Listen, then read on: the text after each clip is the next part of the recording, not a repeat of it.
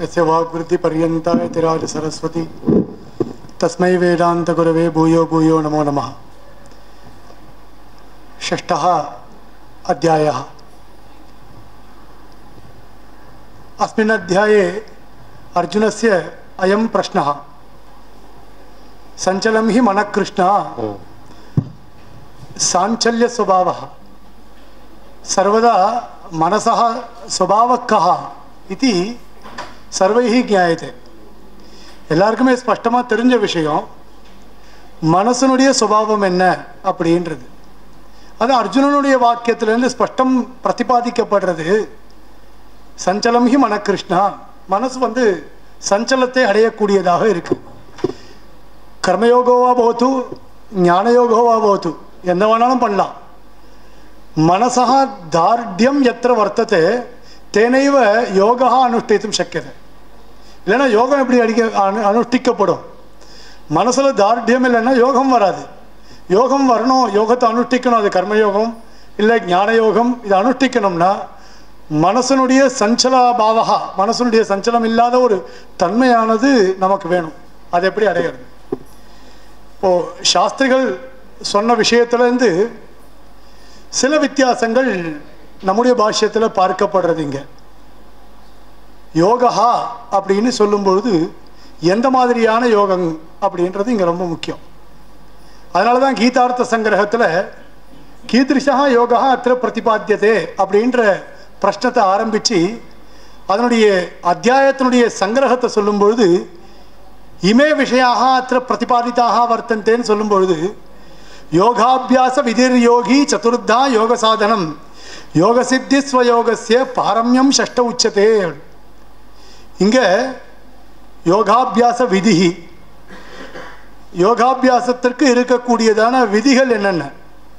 முதல்ல யோகா நாம கஹா, நமக்கு எல்லாருக்கும் தெரியும்.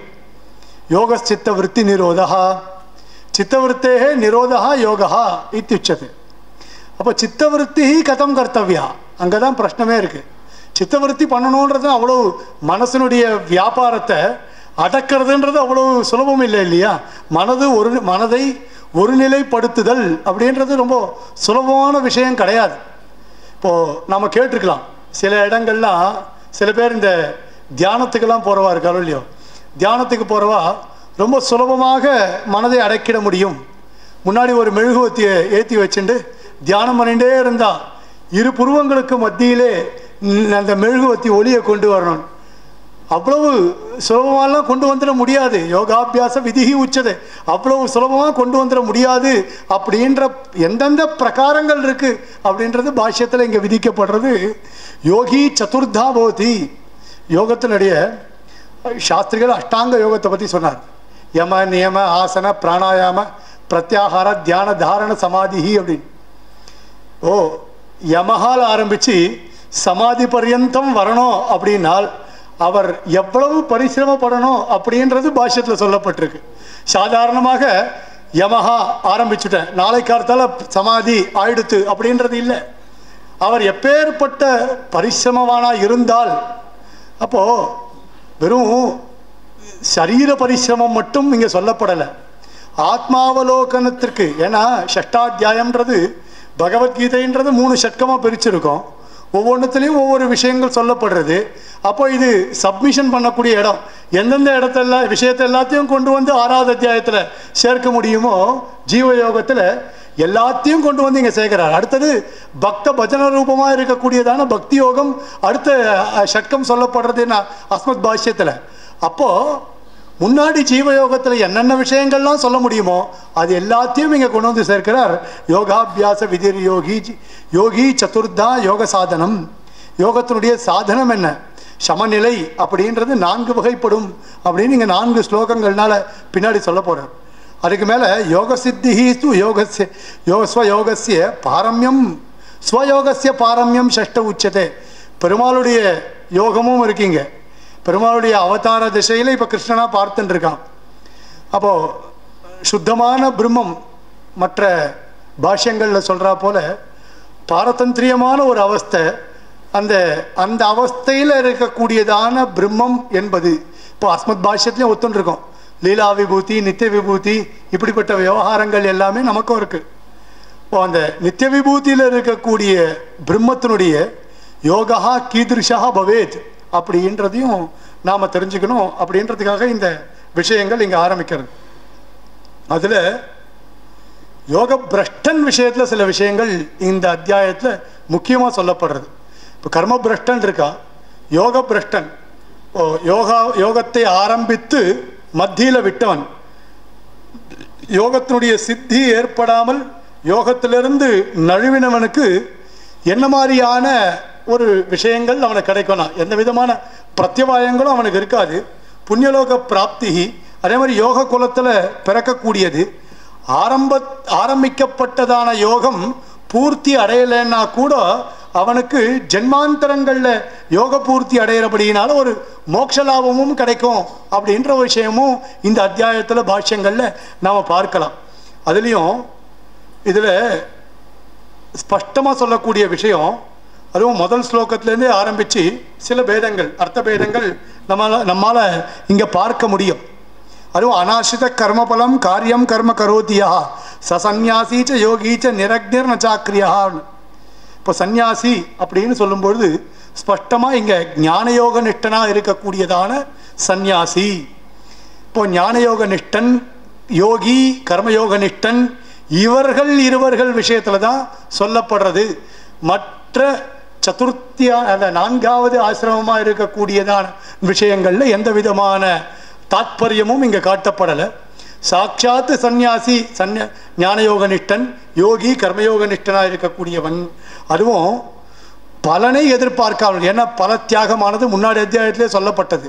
பலனை எதிர்பார்க்காமல் பகவதாராதன ரூபமாக இருக்கக்கூடியதான கர்மாவை பண்ணக்கூடியவன் யாரோ அவன். அது இரண்டு பேருமே இருக்க முடியும். அது ஞானயோகியும் முடியும், கர்மயோகியும் முடியும். எப்படி இருந்தாலும் ஸ்வயம் பிரயோஜனம் அப்படின்ற எண்ணத்தோடு இல்லாமல் கர்மாவை செய்யக்கூடியவனாக இருக்கக்கூடிய கர்மயோகி, இப்போ அவனுக்கும் ஞானயோகம் சம்பவிக்கும். இப்போ ஸ்வயம் பிரயோஜனம் கிடையாது. நான் கர்மாவை பண்ணுறேன், நான் கர்மா பண்ணும்போது என்னுடைய ஸ்வயம் பிரயோஜனத்துக்காக பண்ணலை, எல்லாமே பகவத் சங்கல்பம் பகவானுடைய அனுகிரகத்தின் பொருளில் நான் பண்ணிட்டு இருக்கேன். ஆனால் அவனுக்கும் ஞானம் இருக்கோ இல்லையோ, சோபி ஞானயோகி எது இதம் கர்ம மம ஸ்வப்பிரயோஜனம் கர்ம நாஸ்தின்ற ஒரு ஞானம் இருக்கோ இல்லையோ, அப்போ அவனும் ஞானயோகி தானே. அப்படின்னால் அந்த ஞானயோகி அவன் உண்மையான ஞானயோகி கிடையாது. இப்போ ஞானயோகத்தினால வரக்கூடியதான ஒரு தன்மை ஆத்மாவலோகனம் ஸ்பஷ்டமாக 2வது அத்தியாயத்தில் விவசாயாத்மிகா புத்தி அப்படின்ற ஸ்லோகம் தொடக்கமாக 6வது அத்தியாய பர்யந்தம் ஆத்மாவலோகனம், அதாவது ஆத்ம யாத்தாத்மிய புத்தி, விவசாயாத்மிகா புத்தினா ஆத்ம யாத்தாத்மிய புத்தின்னு அர்த்தம். அந்த ஆத்ம யாத்தாத்மிய புத்தி எப்படிப்பட்டதான ஆத்ம யாத்தாத்மிய புத்தி அப்படின்னா இங்கே 2 விதம் சொல்லப்படுறது. முதல் ஸ்லோகத்திலேயே கூட நிரக்னிஹி அக்ரியா அப்படின்னு 2 பதத்தை காண்பித்திருக்கிறார். இப்போது நிரக்னிஹி அக்னி ரூபமான காரியம் இல்லாதவன் ஒரு அர்த்தம் சாஸ்திரிபிகி உக்தம். இப்போ நிரக்னிஹி அப்படின்னு சொல்லும்போது அஸ்மத் பாஷ்யத்தில் ஸ்ரௌத ரூபமான கர்மாக்களை செய்யாதவன், ஸ்ரௌத ரூப கர்மாக்களை செய்யாதவனா ஸ்ருதியில் சொல்லப்பட்டதான கர்மாக்களை அனுஷ்டிக்காதவன், அக்ரியா ஸ்மிருதியில் சொல்லப்பட்டதான கர்மாக்களை அனுஷ்டிக்காதவன். ஸ்ரௌத ஸ்மார்த்த விதி விகித நம்ம தினம் சொல்கிறவன், தினம் இல்லை எப்பயாவது ஒரு முறை ஸ்ரௌத ஸ்மார்த்த விதி விகித நித்திய கர்மானுட்டான யோக்கியதா சித்தியர்த்தம்னு சொல்கிறோமே, அந்த ஸ்ரௌத கர்மா ஸ்மார்த்த கர்மா இந்த மாதிரியான கர்மாக்களை செய்யாதவன் இருக்கானே, அதான் பாஷ்யக்காரர் பாஷ்யத்தில் சொல்லும்போது சோதித யஜ்ஞாதி கர்மசு அப்பிரவருத்தா கேவல ஞான நிஷ்டா அப்படின்ற பதப்பிரயோகத்தை இங்கே பண்ணார். ஆக இதுலேருந்து என்ன தெரியறது, நிரக்னிகின்னும் போது ஸ்ரௌத கர்மாக்களை செய்யாதவன், அக்ரியகானும் போது ஸ்மார்த்த கர்மாக்களை செய்யாதவன் அப்படின்றத சொல்லிட்டு இங்கே பின்னாடி வரும்பொழுது இந்த அத்தியாயத்திற்கு ஸ்பஷ்டமாக சொல்லப்பட்டதான வாக்கியம் என்ன அப்படின்னா, இந்த 2 ஸ்லோகங்கள்னால இந்த அத்தியாயத்தில் மனேவ மனுஷியானாம் காரணம் பந்த மோக்ஷயோகோ அப்படின்னு ஒரு வாக்கியம் இருக்குது. அதே மாதிரி இங்கே உத்தரேத் ஆத்மானம் அவசாதையே ஆத்மைவ ஹியாத்மனோ பந்து ஆத்மைவ ரிபுராத்மனா. ஆத்மைவ ரிபு ஒன்று ஆத்மசப்தத்தினால மனசு சொல்லப்படுறது, ஆத்மசப்தத்தினால ஜீவன் சொல்லப்படுறான். இது ஒரு கேள்வியும் இங்கே இருக்குது.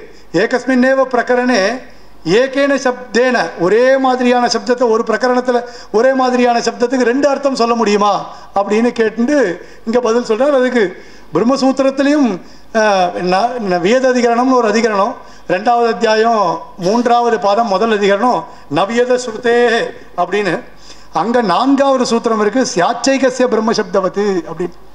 அங்கே சியாத் ஏவம் வருமா, ஒரு இடத்துலையே முக்கியார்த்தமும் ஒரு இடத்துலையே அமுக்கியார்த்தமும் வருமா அப்படின்னு கேட்டு ஒரே பிரகரணத்தில் வரும். எங்கன்னா முண்டகோபனிஷத்தில் திருஷ்டாந்தம் காட்டுறார். சியாச்சைகசிய பிரம்மசப்தவத்து, பிரம்மசப்தவத்து சியாத் அப்படி ஏகசிய பிரம்மசப்தசிய அப்படின்னு அர்த்தம். எப்படின்னா தபசாச்சியத்தே பிரம்ம தத்தோ அன்னம் பிஜாயத்தேன்னு ஒரு வாக்கியம், தஸ்மாத் ஏதத் பிரம்ம நாமரூப அன்னம் ச ஜாயத்தேன்னு ஒரு வாக்கியம். பூர்வ பர வாக்கியங்கள்லேயே தஸ்மாத் ஏதத் பிரம்ம நாமரூப அன்னம் ச ஜாயத்தேன்றதுக்கு பிரகிருத்திய பரமாகவும், தபசாச்சியத்தே பிரம்ம தத்தோ அன்னம் பிஜாயத்தேன்ற இடத்துல பிரம்மசப்தத்துக்கு முக்கியார்த்த அமுக்கியார்த்தமாக விவகாரமானது சொல்லப்பட்டிருக்குன்னு சொல்லிட்டு, அதே மாதிரி இங்கேயும் ஒரு ஆத்மசப்தத்தினால மனசானது சொல்லப்படுகிறது. எப்படிப்பட்டதான ஒரு ஞானம் இருக்கணும் அப்படின்னால், இங்கே சில விஷயங்கள் ஆத்மாவுடைய தன்மையை நன்றாக தெரிந்திருக்க வேண்டும். எப்படிப்பட்ட தன்மையை தெரிஞ்சுக்கணும்? ஆத்மா நித்தியம்.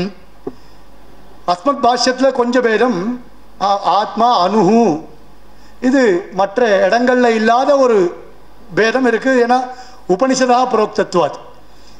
உத்கிராந்தி கத்தியா கதீனாம் அப்படின்னு ஒரு சூத்திரம் ஞாதிகரணத்தில் இருக்கக்கூடிய சூத்திரம், 2வது அத்தியாயம் 3ஆம் பாதம் 5வது அதிகரணம். அதில் ஞாதிகரணத்தில் இருக்கக்கூடிய சூத்திரத்தில் 2வது சூத்திரம் ஞோத்தையேவ, அப்புறம் உத்கிராந்தி கத்தியா கதீனாம். அப்போ அந்த உத்கிராந்தி கத்தியா கதீனாம், உத்கிராந்தி கதிஹி ஆகதிஹி, இது 3 சொல்லப்பட்டிருக்கிறபடினால ஆத்மா அனுஹு அப்படின்னு ஸ்பஷ்டமாக ஸ்ருதி வாக்கியமும் காட்டுறா. வாலாகிர சதபாகஸ்ய சததா கல்பிதஸ்ய பாகோ ஜீவ சவிஜ்ஞயா சச்சானந்தியாய கல்பத்தேன்னு ஸ்ருதி வாக்கியமும் காண்பித்து பாஷ்யத்தில் எடுத்து காண்பிக்கிறார். அதனால் ஆத்மா அனுகுன்ற ஞானம். இன்னொன்று சேஷசேஷி பாவம், இது மற்ற மதங்கள்லேருந்து வேறுபடக்கூடியதான ஒரு விஷயம். சுவாமி போன அத்தியாயத்தினுடைய சுருக்கத்தை சொல்லும்போது சுவாமி பிருத்திய நியாயம் அப்படின்னு காண்பித்தார். இப்போ இந்த அத்தியாயத்தில் வரும்போது சேஷசேஷி பாவம் அப்படின்ற சர்வசேஷித்துவமானது ஸ்பஷ்டமாக இந்த இடத்துல சொல்லப்படுறது. எப்படிப்பட்டதான சேஷித்துவம்? பகவான் சேஷி தாசபூதா ஸ்வதசர்வே ஆத்மனோ பரமாத்மனு தாசபூதா ஸ்வதசர்வே மந்திரராஜபத ஸ்தோத்திரத்தில் சிவபெருமான் சொல்கிற வார்த்தையாக இந்த வார்த்தையை எடுத்திருக்கார், தாசபூதா ஸ்வதசர்வே அப்படின்னு. இப்போது சர்வேபி தாசாக பவான் சேஷி அஸ்தி. இப்போது நாங்கள் எல்லாரும் சேஷபூத்தாள், பவான் சேஷி. அப்போது சேஷசேஷி பாவம் சர்வசேஷித்துவம் அப்படின்ற ஒரு தன்மையானது இந்த இடத்துல சொல்லப்படுறது. அதுவும் இங்கே இந்த ஷஷ்டாத்தியாயத்தில் சத்வாரக ஆசிரமஹா காத்தாலே சொன்ன போல 4 வர்ணங்களை பற்றி பேசுறதுக்கான ஸ்தலம் இது கிடையாது. ஸ்தலம் இருக்கலாம், ஆனால் ஊர் இது கிடையாது. அதனால 4 வர்ணங்களை பற்றி பேச முடியாது. ஏன்னா நான் இங்கேருந்து திரும்பி மதுராந்தகம் வரைக்கும் போனோம். அதனால் 4 வர்ணங்களை பற்றி பேச முடியாது. 4 ஆசிரமங்களை பற்றி ஸ்பஷ்டமாக பேசலாம். அதில் பிரம்மச்சரியம் நாம கிம் கஹ பிரம்மச்சாரி பவதி, அது இந்த அத்தியாயத்தில் ஸ்பஷ்டமாக சொல்லப்படுறது. பிரம்மச்சாரியார் எப்படிப்பட்டவன் பிரம்மச்சரியத்தை கடைபிடிக்க முடியும்? பிரம்மச்சரியத்தை மனசை ஒருநிலைப்படுத்தியவன் மட்டும்தான் பிரம்மச்சரியத்தை கடைபிடிக்க முடியும். இப்போது பீஷ்மஸ்து பிரம்மச்சாரி அப்படின்னு ஒரு பிரதா இருக்குது. ஆனால் ஸ்ரீபாஷ்யத்தில் சில பிரமாணங்களை காண்பித்து பீஷ்மர் பிரம்மச்சாரி இல்லை கிரகஸ்தன் அப்படின்றத மகாபாரத பிரமாணங்களை கொண்டு நிரூபித்திருக்கிறார். 3வது அத்தியாயத்தில் விதுராதிகரணம், விதுராதிகரணத்தில் அந்தரா சாபிது தத்ருஷ்டே அப்படின்னு சூத்திரம். அந்த சூத்திரத்துக்கு கீழே வியாக்கியான கர்த்தாக்கள் ரைக்வ பீஷ்மாதீனாம் அப்படின்னு பதங்களை காண்பித்து அந்த பீஷ்மருக்கு எப்படி பிரம்மச்சரியம் லோகத்தில் அந்நதா கல்பிக்கப்பட்டது அப்படின்றதை எடுத்து சொல்லி பிரமாணங்கள் தாரியாக்னிகள்லாம் காண்பித்து பிரமாணத்தை காண்பிக்கிறார். எப்படிப்பட்ட பிரம்மச்சாரி பீஷ்மர் அப்படின்னு. இப்போ கல்யாண நைஷ்டிக பிரம்மச்சாரி உபகுருவானன் இதெல்லாம் நமக்கு ஸ்பஷ்டமாக தெரிஞ்ச விஷயம். ஆனால் பிரம்மச்சரியம் என்பது எப்படிப்பட்டது அப்படின்னா பிரசாந்தாத்மா விகதபிஹி பிரம்மச்சாரிய விரதே ஸ்திதான்னு சொல்லும்போது எப்படிப்பட்டவன் பிரம்மச்சாரி அப்படின்னால் அதுவும் பிரசாந்த மனஹா சம்பிரேட்சிய, அதுவும் மனசை கட்டுப்படுத்தி இருக்கக்கூடியவன். எப்படிப்பட்ட மனசை கட்டுப்படுத்தி இருக்கிறது? இது பிரம்மசூத்திர பாஷ்யத்திலே வருது. வாயுக்கிரியாதிகரணத்தில் இப்போ நமக்கு வேறு எதுவுமே இதே பாட சொல்லி திருப்பி இதே மாதிரியான உதாரணங்களே வரும். வாயுக்கிரியாதிகரணம்னு ஒரு அதிகரணம். அந்த அதிகரணத்தில் பார்த்தீங்கன்னா கடைசி சூத்திரம் அதில் பஞ்சவருத்திர் மனோவிருத் வெபதிஷ்யதே அப்படின்னு சொல்லிட்டு ஒரு சூத்திரம். அதில் வரும்பொழுது காமசங்கல்பா விஜிகர்ஷா ஸ்ரத்தா அஸ்ரத்தா திருத்திர் வித்ருதி ஹீர் தீர் பீர் இத்தியேதத் சர்வம் மன ஏவ அப்படின்னு ஒரு வாக்கியம். இத்தியேதத் சர்வம் மன ஏவ, எல்லா விகாரங்களும் லோகத்தில் காமசங்கல்பா, காமஹா தொடக்கமாக ஹி ஹ்ரீஹி தீஹி பீஹி இது எல்லாமே மனசின் மூலமாக ஏற்படக்கூடியதான பஞ்சவருத்தி மனோவத்யபதிஷதே. அங்கே பிரஷ்னம் அந்நத்து, பிரஷ்னம் வேற கேட்டு இதுக்கு சமாதானமாக இதை சொல்லியிருக்காரு. அப்போ பிரம்மச்சரியம் அப்படின்னால் எப்படிப்பட்டதான பிரம்மச்சரியமானது இந்த இடத்துல சொல்லப்படுகிறது அப்படின்னா, அதுக்கு மேலே வரும்பொழுது இதில் ஆகார சுத்தி சத்வசுத்தி ரொம்ப ஸ்பஷ்டமாக சாதித்தார். ஆகார சுத்தி, இப்போ ஆகாரம் சுத்தமாக இருக்கணும். மனசை கட்டுப்படுத்துறதுக்கு இன்னொரு முக்கியமான விஷயம் இங்கே பெருமாளால் சொல்லப்படுறது. இப்போது மிதம் புக்துவா சதம் கத்துவான்லாம் வாக்கியம் இருக்குது. அப்போது பிரமாண வாக்கியங்கள் காட்டும் பொழுது எப்படிப்பட்டதான, அதுவும் ஸ்லோகத்தில் 16வது ஸ்லோகத்தில் நாத்தியஷ்ணதஸ்து யோகோஸ்தின்னு சொல்லும்பொழுது இப்போது அதிகமாக சாப்பிட்றவன் என்ன அதிகமாக சாப்பிட்றவன், ஏன்னா ஆரம்பத்திலே கூட இங்கே உபாசனம் எப்படி பண்ணணும், யோகாபியாசா கதம் கர்த்தவியான்னு கேட்டு கஸ்மின் ஸ்தலே கர்த்தவியான்னு ஒரு பிரச்சனை இருக்கு. இங்கே எந்த இடத்துல பண்ண முடியும் யோகாபியாசத்தை? எல்லா இடத்துலையும் பண்ண முடியுமா? எனக்கு சௌகரியப்பட்ட இடத்துலலாம் பண்ணுறேன் நான் யோகா அப்படின்னா அது சாத்தியப்படுமா அப்படின்னா, அதுக்கும் பிரம்மசூத்திர பாஷ்யத்தில் 4வது அத்தியாயத்தில் 5வது அதிகரணம் ஆசீன அதிகரணம்னு ஒரு அதிகரணம். அந்த இடத்துல ஆசீன சம்பவாத் அப்படின்னு சூத்திரம். ஆசீனஹா உபவிஷ்ய ஆசனே யுஞ்சாத் பகவத்கீதையில் காட்டப்பட்ட பிரமாணங்கள். சுச்சௌ தேசே பிரதிஷ்டாப்பிய ஸ்திரமாசனம் ஆத்மனஹா அப்படின்னு உட்கார்ந்து தான் உபாசனம் செய்ய வேண்டும். நான் என் இஷ்டம், நான் நடந்துட்டே உபாசனம் பண்ணுவேன், படுத்துட்டே உபாசனம் பண்ணுவேன், எப்படி பண்ணாலும் என்னுடைய புத்தி நிலைத்திருக்கும். படிக்கிறவா இந்த சில பேர் படிக்கிறத பார்த்துருக்கேன். நான் படிக்கும்பொழுது பேப்பர் கார்டர் இந்த பக்கம் ஓடும், இந்த பக்கம் ஏதோ பாட்டு ஓடிகிட்டே இருக்கும், நான் பேசிகிட்டே இருக்கேன். பேசிகிட்டே இருந்தாலும் பாட்டு கேட்டுட்டே இருந்தாலும் படிக்கிறேன்னு சொல்லுவாள். எனக்கு ஸ்ரத்த அங்கே இருக்கும். நான் காதுகள் தான் இவள் பேசுகிறத கேட்டுட்டே இருக்கும், படிப்பு மட்டும் என்னுடைய புஸ்தகத்தில் என்னோடய புத்தி வேறு எங்கேயுமே போகாது. அப்போது அதெல்லாம் யோகம் கை கூடுமான்னு கேட்டால் அப்படியெல்லாம் கை கூடுறதுக்கான பிரசக்தியே கிடையவே கிடையாது. யோகாபியாசா உபவிஷ்ய ஆசனே இஞ்சாத்னு சொன்னால் போல உட்கார்ந்து கொண்டு ஓரிடத்துல எந்த விதமான சிந்தனமும் இல்லாமல் வியாபார மனோ வியாபாரங்களை கட்டுப்படுத்தி யார் உபாசனம் செய்கிறார்களோ அப்படிப்பட்டவராக செய்ய முடியும். அப்போ எப்படி செய்யணும்? அதை ஆகாரம் மிதமாக இருந்தால் செய்ய முடியும் இல்லையா? ஆகாரம் எப்படி மிதமாக இருக்கும்? பாஷ்யத்தில் சொல்லும்போது உதரஸ்ய அர்த்தம் அன்னஸ்ய திருத்தீயம் உதகஸ்ய தூ வாயோஹோ சஞ்சரணார்த்தம் தூ சதுர்த்தம் அவசேஷயேத். அப்போது 4 பாகமாக பிரிச்சுக்க சொல்றா. பிரித்து கொண்டு உதரஸ்ய அர்த்தம் அன்னஸ்ய, உதரஸ்ய பாதி வரைக்கும் ரொம்ப பிரசித்தமான, இன்னும் சில டாக்டர்ஸ்லாம் கேட்டால் 100 கிராம் சாப்பிடுன்றா. ஆனால் பரவாயில்ல, ஒரு அர்த்த பாகசியன் வரைக்கும் பிரிச்சிருக்கா சாஸ்திரத்தை. அதனால தான் சாஸ்திரம் அனுசர்த்தவியம்னு சொல்கிறதுக்கான காரணம் என்னன்னா, நமக்கு நிறைய மாதா பித்ருபியா வத்சலதரம் ஹி சாஸ்திரம் சஹசிரேபியா வத்சலதரம் ஹி சாஸ்திரம்னு ஒரு வாக்கியம் இருக்குது. மாதா பித்ருக்கள் இன்னும் எத்தனையோ 1000 பேரை காட்டிலும் 1000 மடங்கு உயர்ந்தது, நமக்கு சந்தோஷத்தை மட்டுமே கொடுக்கக்கூடியது சாஸ்திரங்கள் அப்படின்னு வாக்கியங்கள் இருக்கு. அப்போ உதரம் அர்த்தபாகசிய பாதி கால் பாகம் ஜலம், மிச்சம் கால் பாகம் வாயோ சஞ்சரணார்த்தம்னா. அதுவும் சில பேர்லாம் பார்த்தீங்கன்னா தமிழில் ஒரு நீதி வெண்பா இருக்குது. அதில் ஒரு வேளை சாப்பிட்றவன் யோகி, 2 வேளை சாப்பிட்றவன் போகி, 3 வேளை சாப்பிட்றவன் ரோகி, 4வது வேளை சாப்பிட்றவனை பற்றி பேசவே தேவையில்லைன்ட்டா. 4வது இதில் ஒன்று இருக்குது, இதை சொல்லியே ஆகணும். ஏன்னா அஸ்ம சாத்திரால் இருக்காளோ இல்லையோ, எதேஷ்டம் பிரம்மச்சாரினஹா அப்படின்னு சொல்லியிருக்கா. ஏன்னா வேதாபியாசம் பண்ணும்போது சாஸ்திராபியாசம் வேதாபியாசம் இல்லை திருப்பி நம்ம அனுவாதங்கள் பண்ணிட்டு இருக்கணும். அனுவாதம் பண்ணிட்டு இல்லாமல் வெறுமை ஆனந்த வேடன் குமுதம் மாதிரி புஸ்தகம் படித்தா எதேஷ்டம் பிரம்மச்சாரினா இல்லை. திருப்பி வேதாத்தியனம் திரும்ப சொல்லிகிட்டே இருக்கும்பொழுது நமக்கு அது ஜீர்ணிச்சிரும். கல்லை நீ தின்றாலும் செரிக்கின்ற நாள் என்று காலங்கள் போனாலே தின்னாதே என்பார்கள்.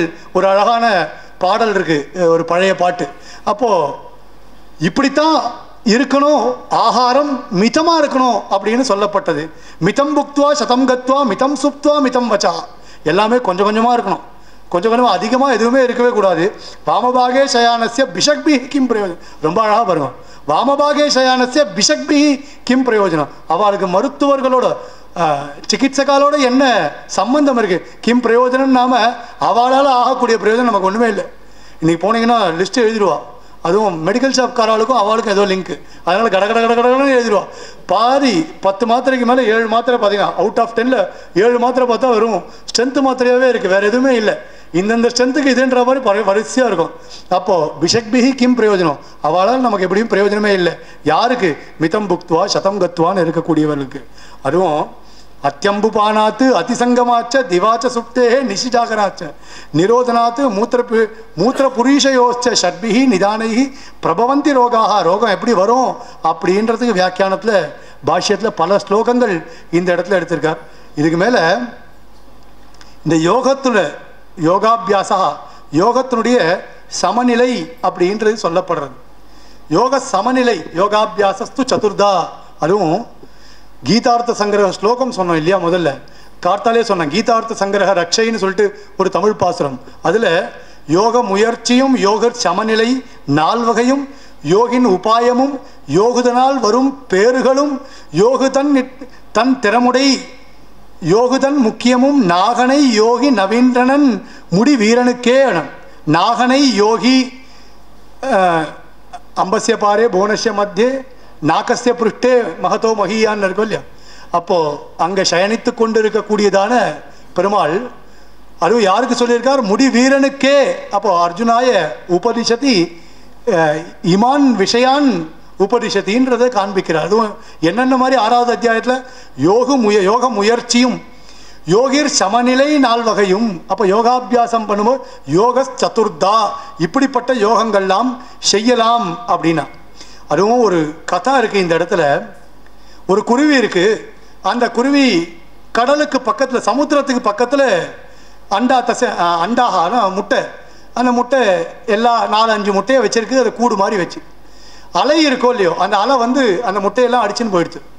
இப்போ இது குருவி பிரார்த்திக்கிறது, சமுத்திரத்தை பிரார்த்திக்கிறது, என்னுடைய அந்த அண்டங்கள் எல்லாத்தையும் திருப்பி கொடுத்துரு அப்படின்னு பிரார்த்திக்கிறது.